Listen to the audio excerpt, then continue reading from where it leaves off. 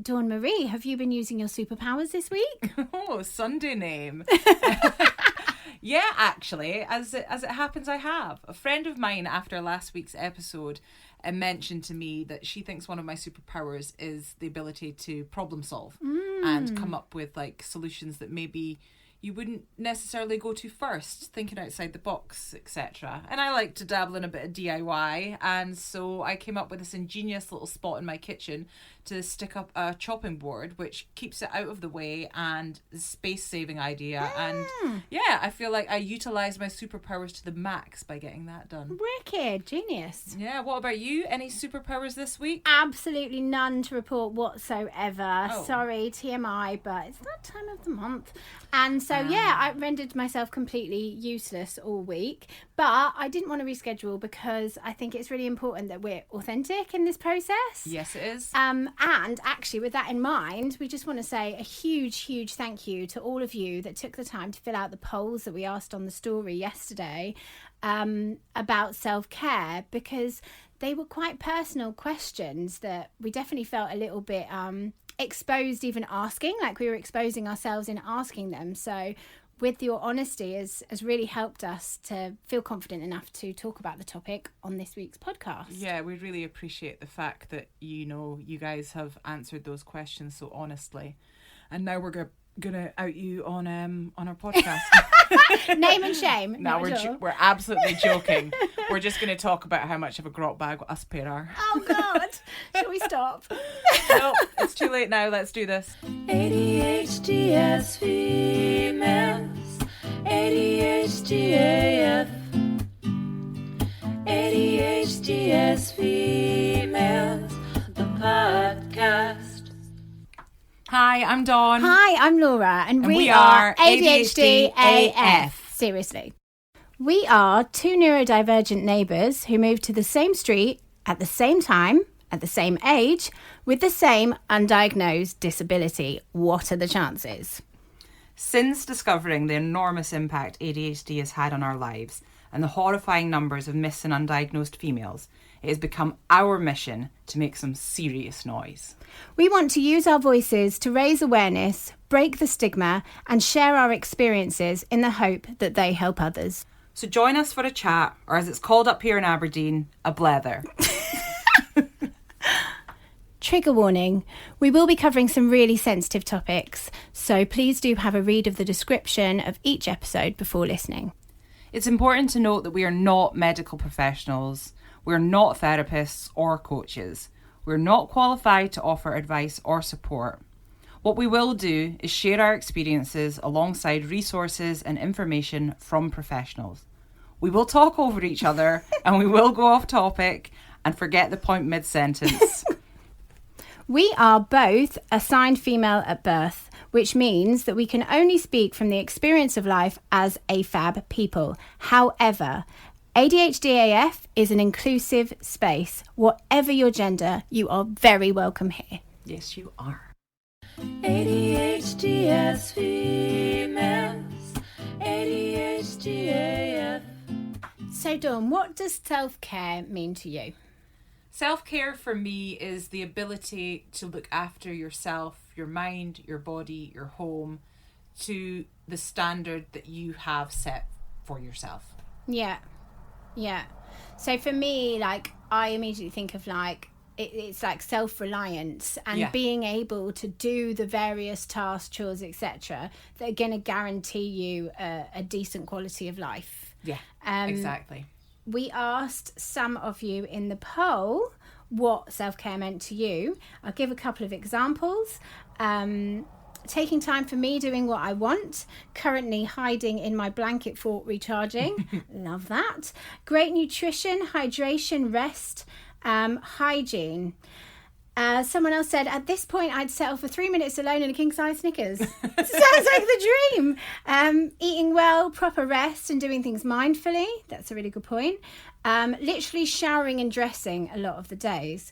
So the dictionary definition for self-care is the practice of taking action to preserve or improve one's own health. on the practice of taking an active role in protecting one's own well-being and happiness. So the first question that we asked in our poll was, do you keep on top of your self-care? 14% of you all said always, 34% said sometimes, and a whopping 52% of you said it's a struggle. Dawn, what was your answer and why? I was with the masses on that one, and it's definitely a struggle for me.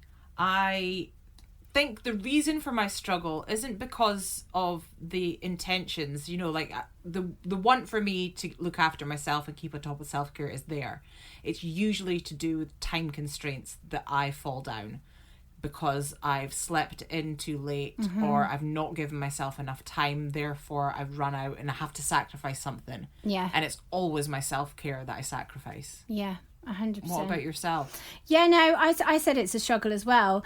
And I think for me, the way that ADHD makes it a struggle is that I'm preoccupied with so many other things. Yeah. And like working from home, it's difficult to have structure. Anyway, well, it definitely is for me. And so if I wake up in the morning and I make the effort to, or I've made the decision that I'm going to exercise straight away in the morning first thing, Yeah. then I will exercise, meditate, have a shower, brush my teeth, get ready and crack on with the day. But if I'm not organised with that mindset, if I even for a second let myself look at my phone, next thing you know, I've dived into this project, which leads to this, which leads to this, which leads to that, which leads to the other thing. And it just, the day goes and the self-care absolutely goes out of the window. The next question I asked was, was how often do you brush your teeth? The first answer was morning and night religiously. That was 39%. So, wow. Well done. You guys are our heroes. What's that like? Yeah. 23% said just morning, 7% said just night, and 32% said when I remember, but I often forget. What was your answer? I was with the bottom of that poll with the when I remember, but often forget. I love having clean teeth. I love the feeling of having clean teeth, but generally, again, it's to do with time, and forgetfulness. I just forget, and it's always been a problem since I was a kid, not being able to keep on top of my hygiene, and I've suffered as a result because of that. So for me, like, it was like exactly what I was saying before, is that I will get so consumed in what I'm doing. If I haven't had that structural morning, then the whole day, well, I'm not even aware that it is a day. I'm just dived, like, fully focused into whatever the hell it is I'm doing. And normally chasing my tail, worrying because whatever I'm doing should have probably been done yesterday, and worried that time is ticking and I'm not going to get things done. So what usually happens for me is that if I haven't had that routine morning, it takes my partner, my husband, saying, I'm on my way home, and I'll go, oh my God, it's late afternoon. Yeah. And then I jump in the shower, get out, brush my teeth, have a lovely evening. And then because we're going to bed at night, and he is really good at self-care, he's brushing his teeth, so I brush mine. Yeah. And that's literally how it goes. And I guess for me, in the same respect, because I'm single, I don't tend to brush my teeth at night. Yeah. I'll just go to bed and I'll forget. And but when I'm in a relationship, I'll always brush my teeth at night. So, you know. So you said, we actually asked, has ADHD negatively impacted your teeth?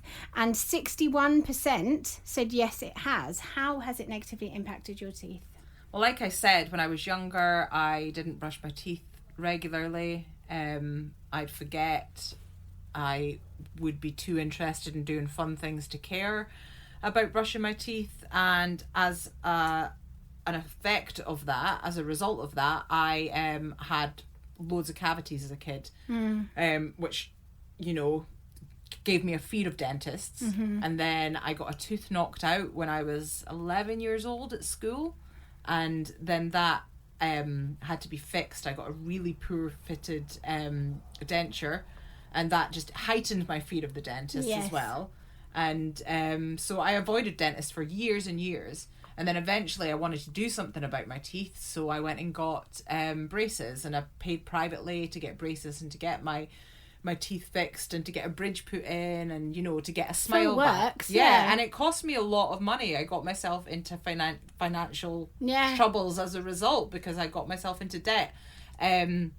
But I said, you know, I remember the last tooth that I got removed and I kept hold of it. I've still got it in a memory box somewhere because I wanted it. I wanted it as a reminder.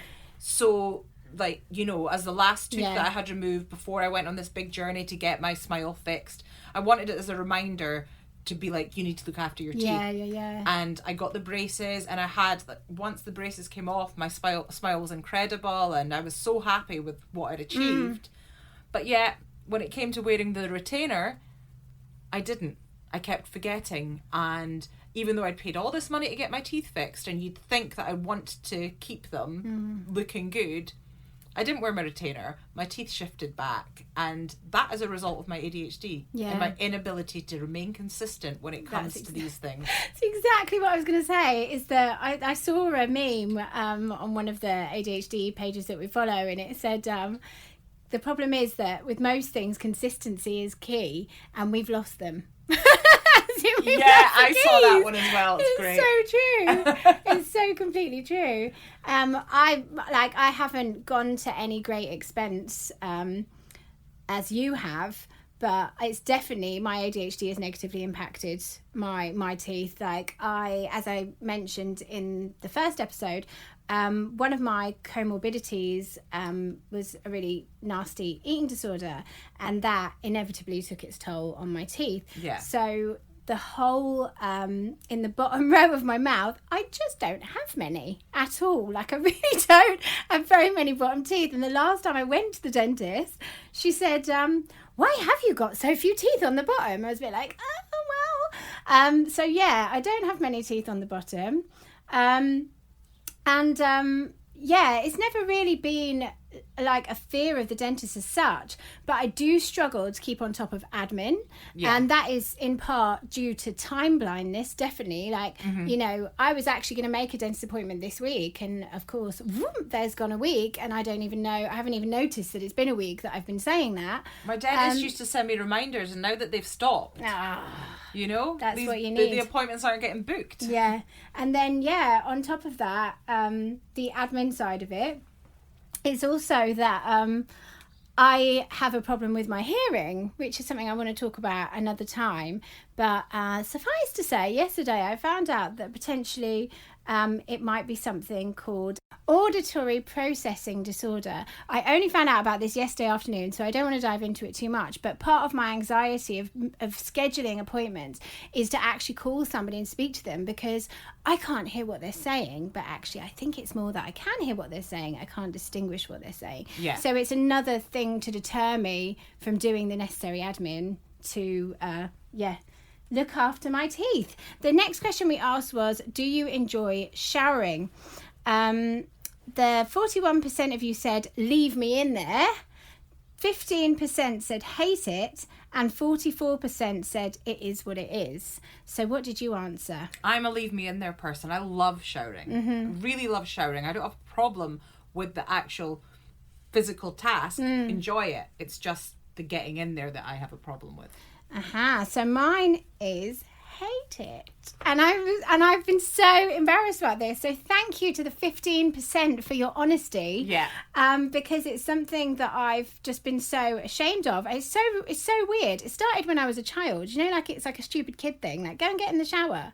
Do you think it's like a little trauma that's maybe... No, I just honestly think it's about being cold. And I know that's so stupid, but if we are like these, you know, potentially have these some sensory issues going on potentially, it's that when it's like, right, time to get in the shower, like, obviously I'm not a kid, and if I'm going somewhere, I would get in the shower and clean myself and not put my stinkiness out into the world. Yeah. But it's more that it just feels like a massive chore, because the immediate thought is, oh God, and then I'm going to have to get out and I'll be all cold, and I'm comfortable right now.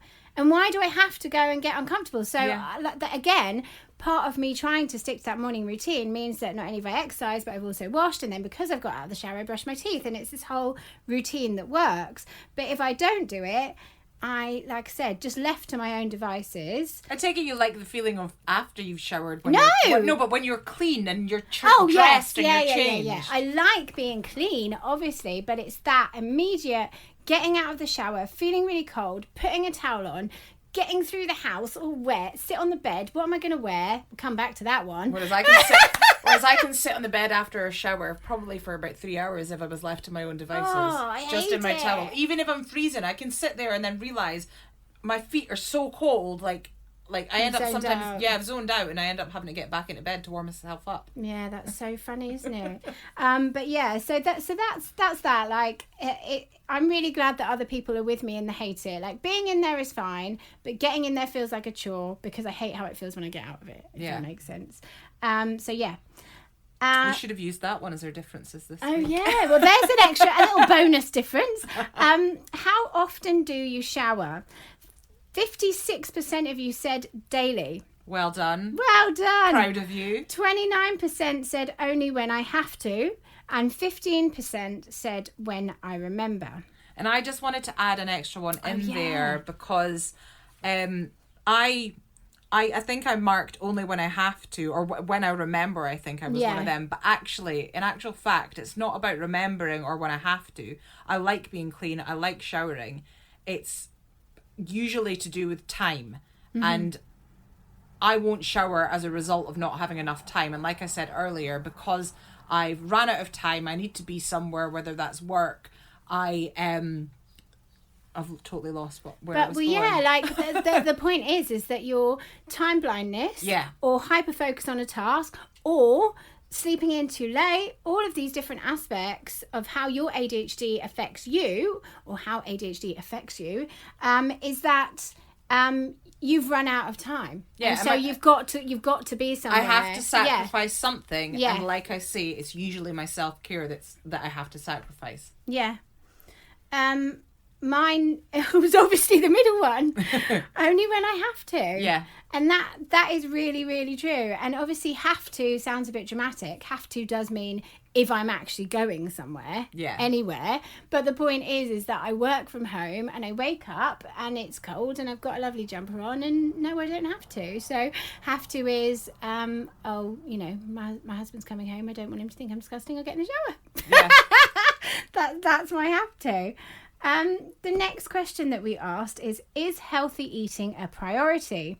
So 21% said yes, 18% said no, 19% said I forget to eat, and 42% said I struggle with controlling impulses. It's funny because I answered one of them, but I could answer three of them. Oh, really? So healthy eating is a priority for me, but I forget to eat and I struggle with controlling impulses. Mm-hmm. So I agree with that. It's super important to me, but I again, time is an issue with me with my ADHD and my time blindness, which results in me, not realizing that, oh God, I've not eaten all day, and then rushing to get something to eat because I'm going to work or whatever. So yeah, I haven't been eating properly for a long time. Yeah, you mentioned in a previous that like you're forgetting to eat, leave it so long, and then making the bad decision both for your health but also your finances because you're starving and it's like, right, I need to order Deliveroo or whatever else it is. And a lot of the time, like I said before, is like intention is there. Yes. So I'll go and I'll do my supermarket shop and I'll buy all the things to eat healthy, and then the food will get delivered, and then I often end up wasting so much, and I hate waste. I absolutely hate it. So I'm just constantly contradicting myself and what my beliefs are and what I want to achieve, because I just because health is a priority and you don't want to be wasteful, but actually all that immediately comes to mind is like pears rotting in a bowl, which happens all the time, which and then you feel bad about, as well as not looking after your health. You've got that other level of shame on top of it as well. And then you have people talking to you saying, well, why don't you just buy a food shop, do this, like try this, try meal that prep. And it's like I try to do all That's of the it intention, but I cannot keep up with the consistency of it, and then ultimately it suffers. Time and time again. Is consistency on all of everything that we said. Time blindness, hyper-focusing, blah, blah, blah, blah. Running out of time. For me, randomly, I can... Sorry, the window's open and there's people chatting outside, so if you can hear that, I do apologise. Like, for me, it's, as is often the case, is decision making. So I can often get overwhelmed. So that's an executive function thing, is like not being able to make a decision. So actually what I've ended up doing is getting in a bit of a routine, and I've actually turned into one of those people that I swore I would never be, in making the same meals every week. It ends up happening because it's just easier for me not to get overwhelmed. It's like, right, I'm going to buy this, and this, and I'm going to make these meals. But it's funny because I do this as well. I hyper focus on a meal. Like at the moment, well, actually it's probably not been for a couple of weeks, but ramen's been my thing, and ramen. I keep making ramen bowls, and it's so good. And before that, it was probably carbonara. Yeah. That's a really another easy one that I can throw together that I love, and I'll tend to like eat that thing solidly for like a couple of weeks until I bore myself of it. Yeah. And then I'll move on to the next thing. And the thing is, I love cooking, I love food, and I love fresh, tasty, delicious food. Yeah. But I just end up with a frozen pizza, 69p from Morrison's, because it's convenient. And it just fits in 12 minutes in the oven, and Yeah, absolutely. I did it. I said absolutely. I've probably said it about 90 times but already. Nobody sent us a forfeit, so I'll get away with that one. It's fine. Fine. The next question that we asked was, do you wear clean clothes most days? Let's be honest, you did ask these questions because Laura is like the social media queen, and she's No, Laura has problems with sleep, so she wakes up at 5 a.m. each day, knocking around the house trying to find things to do. But she is on top of the social media, and she is an absolute star. Trying. Because I can't even spell my name half the time. So, so we asked, do you wear clean clothes most days? 52% of you are absolute clean clothes heroes. Well done. Yeah. 18% said no. And I actually felt really patronising when I asked the next two questions. So I asked, that reminds me I need to do the laundry, and that reminds me I need to empty the machine. And as I was putting it up, I was like, is that really patronising? But you've humoured me, so thank you very much. 20% of you said that question made you remember that you needed to do laundry, and 11% of you said, that reminds me I need to empty the machine. What did you answer? And if I was answering that, I would have answered, that I do wear clean clothes most days. I mean, there's obviously clothes that you'll get a couple of days wear out of. Course, yeah. I'm not going to like wash everything every single day. So I do tend to wear clean clothes most days. And it's better for the environment if you don't. But I have quite a big wardrobe, and I generally wait until everything's run out before I do the washing. And then I'm like, oh no, I need clothes, so I'm going to have to like quickly wash things. Or I'll end up wearing things that I never really wear and I should probably just throw out. But I keep them for the moments that I've forgotten to do all my washing. But yeah, I constantly need to do laundry, and I'm constantly leaving washing in the machine, and it is an ongoing battle. In fact, before we did the podcast today, before we started today, before Laura came round, I actually had to move the pile of clean washing from the chair in the media room into my bedroom, which is now on my bed, which previous to that had been on the sofa for a week downstairs. It's a doom pile of washing. Doom piles. Yeah. Yeah, they're just take over my life. Well, I have a really strange relationship with clothes in that I'm not very good at clothes, so I basically have two modes. It's sequins or rags. That is all I've got. It's true. It really is true. So I have going out clothes, going out clothes. Yeah. And I have paint splattered leggings and big hoodie covered in paint, and a random Guns N' Roses t-shirt, mismatching socks. Like, those are my two looks. But you always look glam when I see you. Well, that's very kind of you. Not at all. Even your raggy clothes look more glamorous than mine. I wear my sloth hoodie, which is probably covered in like ramen stains down the front of it, and when I'm slobbing out, I am slobbing out to the max. But the issue for me is that I've historically, she says, because it's the start of a new journey, as I'm in this titration period and feeling new things and trying to implement better habits and better self-care, is that I've never been very good with money historically. And so the money, and then again in self-care is making the right decisions for myself. So my priority would be, you know, with money, like I wouldn't spend it and think, oh, I need to go and buy myself a lovely jumper and some sensible warm trousers, because we live up here in Aberdeen, and you know, some good comfortable shoes to walk in. I would be like, right, I want to go to this event somewhere, and I need an outfit for that, and then the rest of the time just completely slum it in scruffies. I don't ever think about how I present myself on the daily, and actually that causes quite a lot of shame, because when I have something like lunch with the in-laws, or you know, just something normal, I literally, and what's funny is it's like it's the first time it's ever happened every single time. Even coming to the podcast to record this today, I was like, she looks fabulous. What do I normally wear? And then I look in the same cupboard and drawers for these clothes that do not exist, and randomly found this skirt and cut holes in the side of it so I could tie it up because it's a really random length. And my hair, because we didn't talk about hair. We can talk about hair. So I've got naturally curly hair, but I really feel like I need to shut up. I feel like I've been talking for 50 years. You keep going, my love. So my hair is curly, and if I wash it, if I was a sensible person, I would wash it, and then, you know, when I force myself to get in the shower, I would wash it and then put curly hair product on it, and then I could leave it to naturally dry. But because I prefer to wear my hair straight, because for some reason it makes me feel a bit more swishy and glamorous. It's what you like. It's what I like. I don't put the curly hair product on it, and I leave it so that then I straighten it.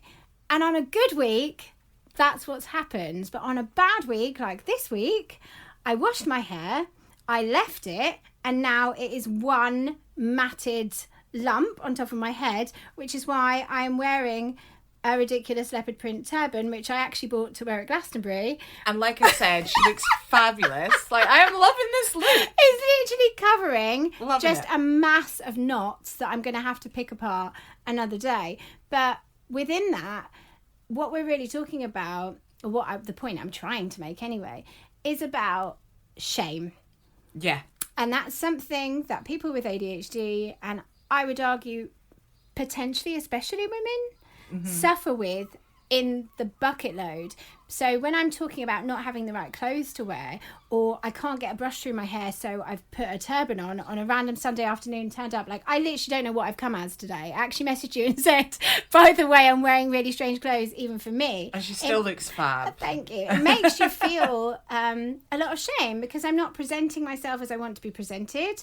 I'm not feeling like myself. Everything's manic and thrown together, and we all set expectations for ourselves and how we want to look. And if we're not meeting those expectations, then that's where the shame comes in. And whether that comes with, you know, hygiene or the way you're dressed, it all fits into the shame box. It's expectations and where you're hitting them. Yeah. So if I'm not brushing my teeth, I feel shame around that, because I want to be brushing my teeth. Yes. I want to be looking after my teeth. You kept and brushing that bloody them daily. tooth. Yeah, exactly. Yeah. Like, I've done things to try and force me into it, but it doesn't matter what I try, I still cannot keep the consistency up. That's the issue. So And it's all about your actions not mirroring your intention. Yeah, the intention is always there, and that's something I've said around my whole life and everything around it. There's always intention, but it's a struggle to keep up with those intentions and hit the mark, and that's where we fall short because of our ADHD. And that's the problem, right? Is that in self-care, it's like, I think it was the last podcast I mentioned about your brain having a brain of its own, or not having your best interests at heart. Yeah. And I think for me, I carry a huge amount of shame in stimming. So stimming is something that a lot of ADHD people suffer with. I'll get a good definition in a minute, but basically my form of stimming is that I really badly bite my nails. So I have to wear acrylic nails on top of my nails to stop me biting my nails. And it works because they're really thick and plastic and a really silly colour. So it's like a warning before I put my hands in my mouth that that's not actually, you're not going to be able to bite through acrylic, although I have on a number of occasions. But what's now really bothering me is that because I've got the nails on, I'm biting down my fingers. So my fingers are really in a bit of a bad way. Yeah. And I feel ashamed of how they look on the one hand. And But then you on the still other can't hand, stop it. I don't know I'm doing it. I literally do not know I'm doing it until I've drawn blood or can't, my fingers are literally throbbing like something out of a cartoon. But then on top of the shame I feel of how they look is I feel unsafe in my own hands. Like I can't care for myself. Left to my own devices, I would just, what? Would I just not have any hands? Would I just... I'm the bite them same. off? I'm the same when it comes to my skin, for example. I pick, but I don't pick certain like areas like yourself. You kind of isolate to one area. I pick everything. If there's something on my body that is pickable, it will get picked.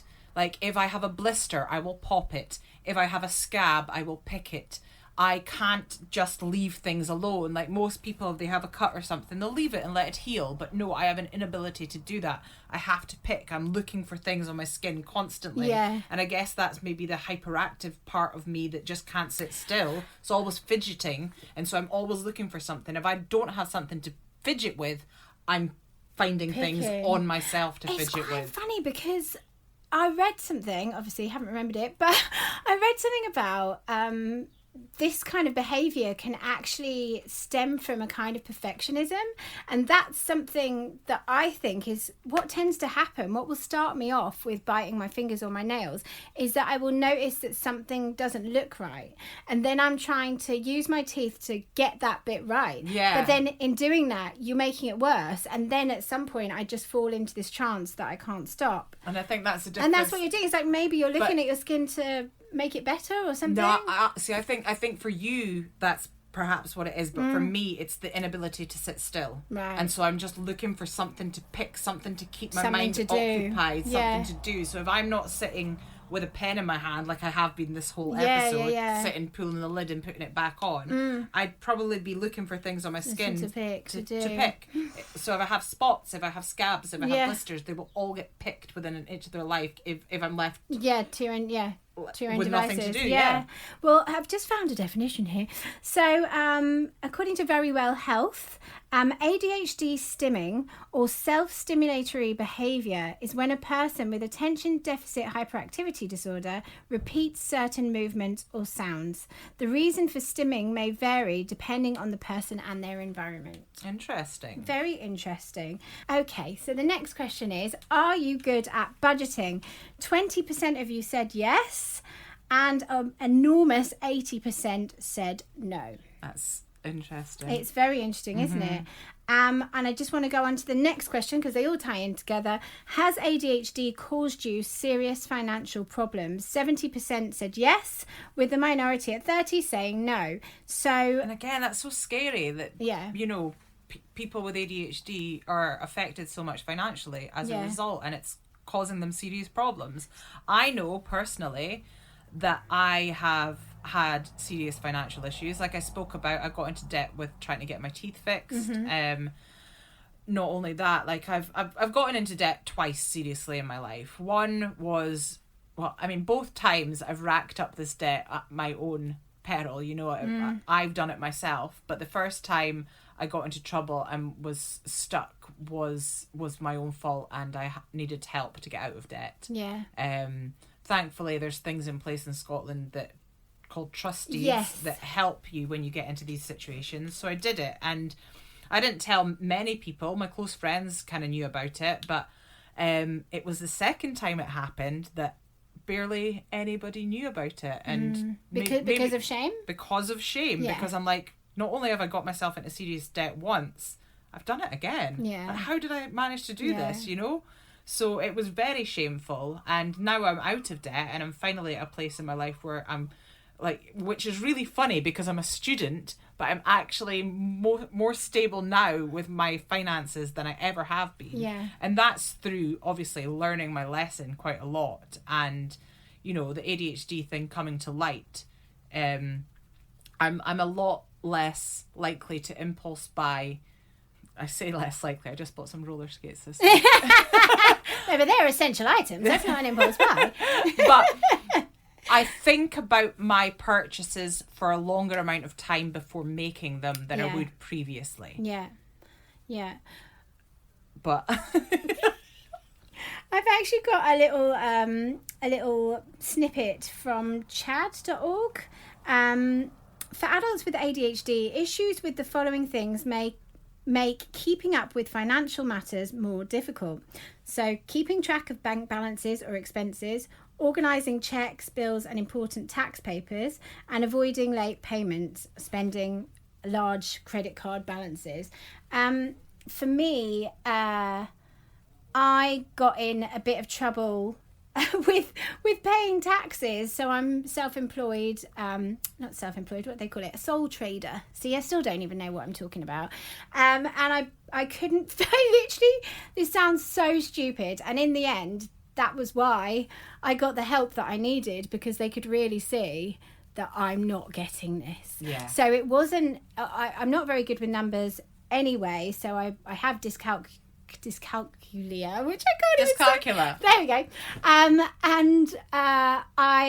There was a whole system, it's like Fort Knox trying to get into the HMRC website, right? Oh. So I didn't have the right code, I didn't have this, I didn't have that, and then time blindness and task paralysis, overwhelm, all the rest of it, all this time kept passing. So I was speaking to them on the phone, but obviously it's all different people. But time's passing, and I'm getting in trouble because I haven't paid this bill. Anyway, eventually I finally spoke to this woman, and the bill was really, really huge, and my mum's thinking I'm going to go to prison and all sorts of things. And I spoke to the lady, she was like, you don't understand this. And I was just like, no, I can't make it work, and I can't. And she was like, you do know you can have somebody help you do this? And I was like, no. Oh, brilliant. Okay then. So I arranged an appointment, and I went down to the, whatever you call it, job seekers office. I don't even know what you call it. What's it called? I have no idea. I don't even know what it's called. But I went down there, and a lady sat down with me, and she was just like, right, we're going to do it this way. We're going to do it the paper way, old school. Don't even worry about the app. You're freaking yourself out. Here's a bit of paper. Let me work it out with you. And from that point, I could do it. It was just actually, so many elements of ADHD were making it impossible for me to fill out a thing that I was totally upfront about paying, totally fine to pay. I just couldn't figure it out. Yeah, no, I can relate on that one as well. I had a little craft business for a while, and I signed up as a sole trader and never did a tax return.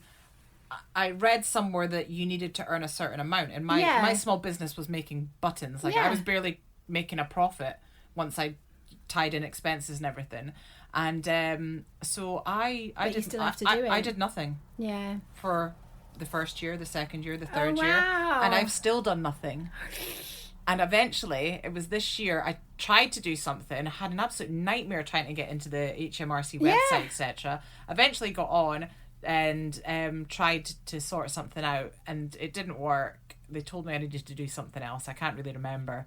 And then I got a letter through the door saying that they realised that I don't need to pay taxes, and basically that they've cancelled my sole trading account, which is great. Which is exactly what I wanted to happen, but I just was unable to do it myself. Yeah. And so it's through my procrastination that it's fixed itself in the long run, but I'm one of the lucky ones, I guess, in that regards. I do feel like a sort of an ongoing theme is this idea about speaking out and needing help. Like, I didn't understand that I could get help, but obviously there's help there because people need help. But you didn't ask for the help. I didn't ask for the help. Exactly. I didn't ask for the help. I didn't explain what the problem was properly. And the minute that I did was when the help came. And I think that, there's so much stuff online, amazing stuff in the ADHD online community, people giving life hacks, tips and tricks, all the rest of it. And I'm not really giving any of those because we're really just starting this journey. So we're on it with you. Well, some of you are probably much further ahead than us, figuring out what works. But I think the thing that we keep coming back to time and time again is acceptance, isn't it? It's instead of looking away in shame at yourself, is looking in and going, what are my problems? How does this work? And how do I hack this for myself? And for me, example of me cooking the same meals every week, not every week, but having those go-to meals, things like that. anything that's going to make your life easier, and the tasks that you struggle with, reaching out and asking for help. Call Citizens Advice. Get help. And I think where some of the problems come in is the rejection sensitive dysphoria as well. Scared to ask for help because you're scared about what other people are going to think about you as a result in asking for that help. Shame. And that's where the shame comes in as well. And it all ties in together. And we're just left feeling really sorry for ourselves in a shameless heap on the floor. And it's such a cycle, isn't it? Because the more ashamed that you feel, the more inept you feel, the more unable to stand up and take the next step you are. And then you're stuck in this task paralysis place where you can't... Overwhelmed. Yeah. Can't even see the first step, never mind take it. And then you feel stupid and it spirals. And that's where obviously it can get worse and people get themselves into trouble and... All sorts. So, before we even get to self-care, it's about self-inventory. Mm-hmm. What does your life look like? What do you struggle with?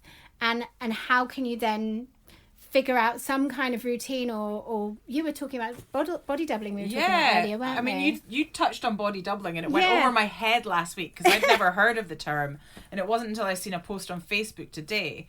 And I guess it goes into when I was saying last week about how if I've got external pressure or external help, then that'll help me get things done. Yeah. So body doubling is, having someone there so that you're almost accountable. Accountability, yeah. Yeah. And I think that's, it could be just having your friend on the phone while you clean the house. Or yeah, you said you did that. Yeah, and I did that. And I cleaned my house without even realising I'd done it just because I was chatting on my phone for 3 hours. Yeah. And or pairing up with someone to exercise, all of these little things can help. So it's very interesting thing to look into. Speak up, reach out. Yeah. That's all we've got, because like I say, we're still in the trenches. We're still figuring out how we're gonna help ourselves to make self-care a priority and to be able to do the things that we want to do. Yeah. And have the quality of standard of living that we want to have. Well, this is it. This is a quick interruption from the future. It's Laura here. I just wanted to let you know that Dawn stepped down from the podcast to give her all to her degree in October 23. She explains all in the Series 2 episode called It's Always Darkest Before the Dawn. From that point, I continue ADHD AF solo and I'm about to start the 3rd UK tour, which will actually be the last of this nature. I would love to meet you in real life at Alien Nation. The ADHD AF live events are to connect local ADHDers, raise ADHD awareness, and they start in April 2024 and finish in July in Scotland and England. Undiagnosed ADHD made me feel alienated from society. The shows, featuring very special guests from the podcast, explore going from feelings of alienation to discovering an alien nation. Tickets are available via the link in the blurb of this episode, also via the link in bio on ADHD AF podcast Instagram. I really hope to see you at these totally unique events, the last ever ADHD AF tour of this nature. Self-diagnosis is valid, no diagnosis necessary, and I invite you to encourage the people in your life that need to learn more about ADHD from a late diagnosed perspective. So come along. Adults only, all genders welcome. If you'd like to come but you feel nervous about coming alone, please don't. Just let me know and I will arrange for a welcome party to greet you at the door and seat you with others just like you. I don't want you to miss out on the last hurrah, so grab tickets whilst they last and come hang with the gang in real life. If undiagnosed ADHD made you feel like an alien, you are not alone. There's a whole planet of us. If you can't make any of the live events or you would like to connect online sooner, come and join us in the Planet ADHD AF peer support community via the link in the description to chat to myself and a whole load of other like-minded legends the world over on Discord and Zoom. Membership includes body doubling, accountability squads, a self-care club, monthly advice from an ADHD coach, blogs, vlogs, behind the scenes content, exclusives, and discounts on all merch, downloadables, and events tickets. I really hope to chat to you soon, either online in the Planet ADHDF peer support community or in real life at the Alien Nation tour. Big love.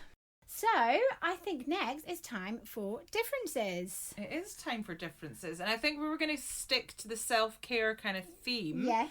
And it was on the subject of meditating and self-care and massages. And baths and all that kind of, you know, the stereotypical Instagram wellness idea of what self-care is. So have a bath, light some candles.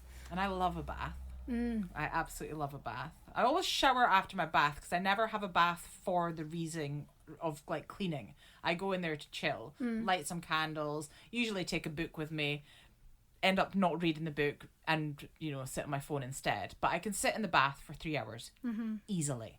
I will take some water out and I will top it right back up, and I can sit in there for 3 hours quite content and almost 3 hours?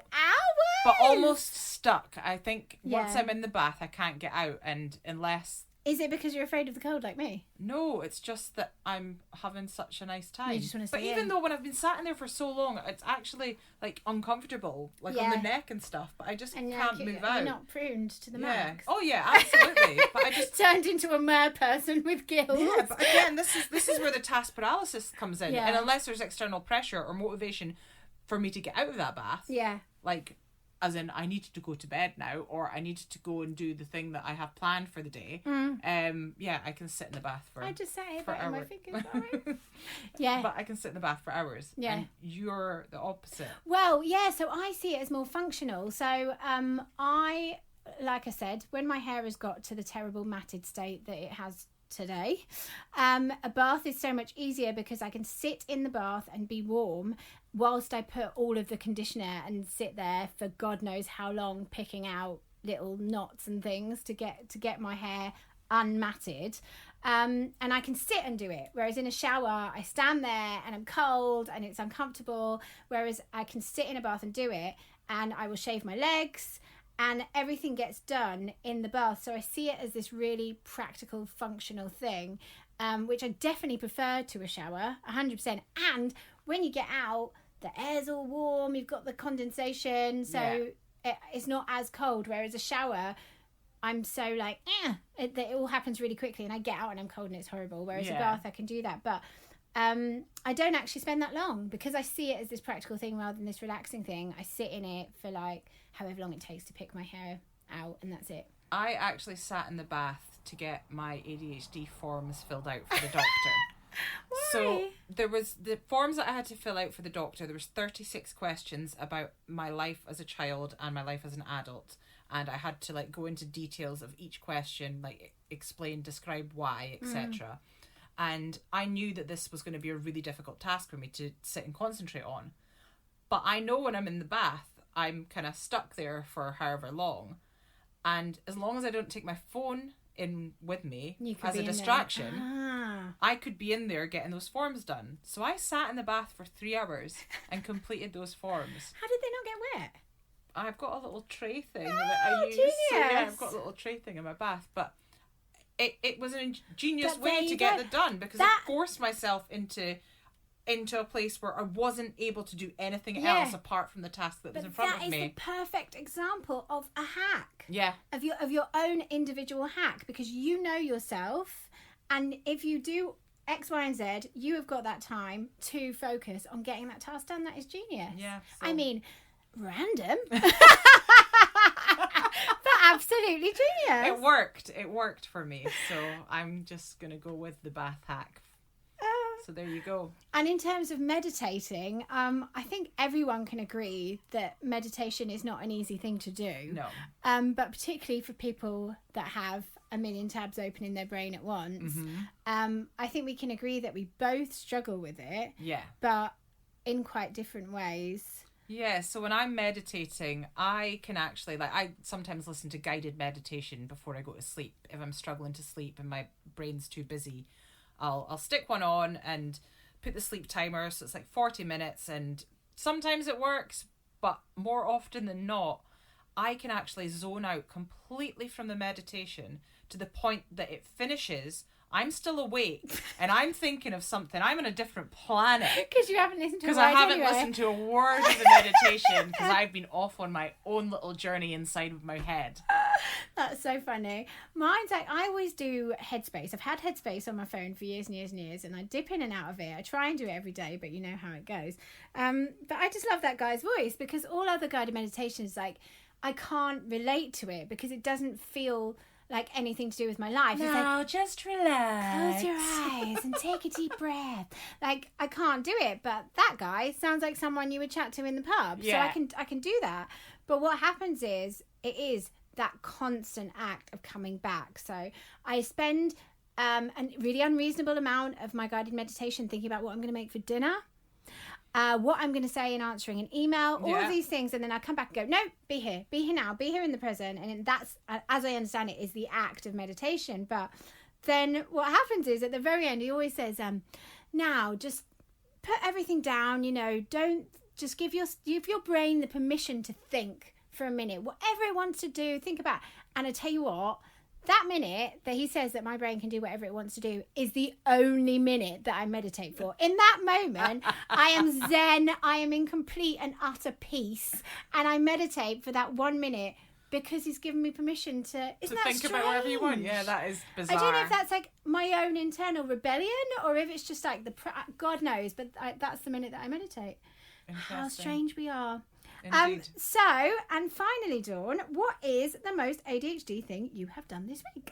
I lost a $5. I didn't even have a $5. Right, so let me tell this story. I just started a new office job for the summer as I'm a student, and I went to the shop. I asked if anyone needed anything. My boss gave me a $5 and asked me to pick up some sugar for the office. So I stuck it in my pocket and I got to the supermarket. And as soon as I got out of my car, I realised the jacket that I had on has really crap pockets. So, like, if you pull your keys or your phone out, anything else in there comes out with it and you end up losing things. So I grabbed the $5, I put it in my hand, and I said to myself, you need to hold on to this because if you leave it in your pocket, you're going to end up losing it. Mm-hmm. Now, somewhere between that thought and getting to the till, I obviously completely forgot about the fact that I'd taken this $5 out and put it in my hand. And lost it. So I assume I put it. I assume I put it back in my pocket, and when I pulled out the crap pocket that you were trying to protect it from. And I assume that I pulled out my mobile phone to then look at my phone, and the $5 must have come out somewhere, and someone's a $5 up somewhere, and I had to make apologies to my boss about where his change was because I didn't have any money to give him back because I'd lost the $5. Now he thinks I've just stolen his $5. So I bought him his lunch the other day. I bought him a sandwich when I went to the shops to make up for it, and as a way of an apology, and just all the embarrassment and the shame around it. Just silly little ADHD thing. Yeah, with the best intentions in that moment, it was gone. What about yourself? So I had a deadline on Friday for my course, and instead of like fully focusing on that, I had this niggling idea for an absolutely ridiculous reel. A fabulous ridiculous that I reel. really hope I can persuade Dawn to do with me straight after this because I'm so excited about it. I've been thinking about it for days. And yeah, so instead of focusing on the thing that I needed to do, even with the deadline looming, I could not stop thinking about this reel. So I just said, you know what? I give in, put my laptop to one side, sat down and started messaging you about this absolutely ridiculous reel that I can't wait to share with you very soon. Let's do it. I'm so in. And with that, let's go because I'm well up for it. Yeah, let's do it. But I guess that brings us to the end of episode 3. And although we tried to keep this down to half an hour, 36 minutes, I think this is probably going to be our longest one yet. It was never going to happen. And perhaps that's it as well. We rebelled against ourselves. Yeah, I think we just kind of just have to go with the flow from now on. Yeah, if the really episodes are going to be this long, they're going to be this long. Yeah. And we know that you people out there with ADHD might struggle to listen to us all in one go. But we hope that we entertain you enough to make you want to come back and listen to if you can't do it in a 1 hour. And yeah, thank you so much for listening. We've been really overwhelmed, seriously, and especially like all the different countries. That's just mental. Who the hell is listening to us in Chile? Whoever you are, hello. We've been checking out the stats and it's just wild to see that we've gone international with this, and it's fantastic. We're obviously we're getting awareness and we're making a noise, and it's good to see. So thank you to all our new listeners and followers, everyone that's supporting us. We've got some very, very exciting things coming up. Grab your tickets for Alien Nation Live UK Tour via the link in the blurb of this episode and come hang with the gang in real life or in the online peer support community Planet ADHD AF. and remember, self-care is important. Yeah. Be kind, be compassionate towards yourself. Self-inventory, self-compassion, self-care. Yeah. And just, take care. Look after yourself. Yeah. Yeah, okay. Cheerio. Yeah. That's 3. That's right. That was longer than all of them. But that's okay. Yeah. That's fine. okay. ADHD as females, ADHD AF, ADHD as females, the podcast.